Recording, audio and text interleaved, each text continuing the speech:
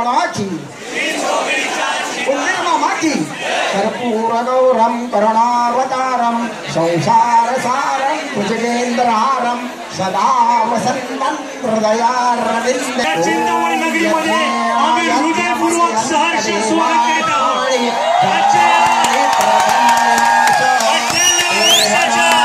बालपूजन सोहळ्याला पहिली सलामी देते सुवर्णतालीम ढोलताशा वाजवा।